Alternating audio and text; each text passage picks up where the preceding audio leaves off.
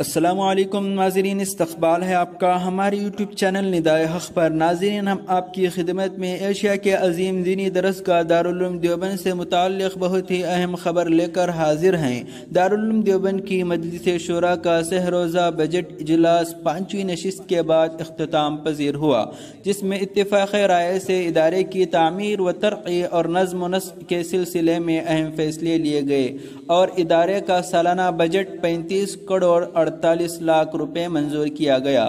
مولانا عبدالخالق صاحب سنبلی رحمۃ اللہ علیہ کے انتقال کے بعد سے خالی چلی آ رہی نائب محتمم کی سیٹ کے لیے مولانا مفتی راشد صاحب اعظمی دامت برکاتہم کا انتخاب عمل میں آیا۔ ادارے کے عملے کے تنخواہ میں اضافے کا مسئلہ پیش ہوا، جس کے سلسلے میں ایک کمیٹی تشکیل دی گئی، جس کی سفارشات کی بنیاد پر آئندہ اجلاس میں اضافے کا فیصلہ ہوگا۔ کیونکہ ادارہ اس اسنا میں کووڈ بحران سے متاثر رہا، اس لیے تقررات، استقلال اور ترقی وغیرہ کے جملہ امور شورا کے اگلے اجلاس تک کے لیے مؤخر کر دیے گئے۔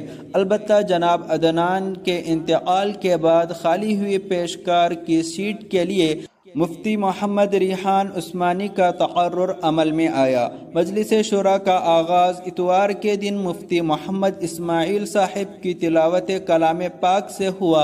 اجلاس کی صدارت اور اختتامی دعا جناب حکیم کلیم اللہ صاحب نے فرمائی۔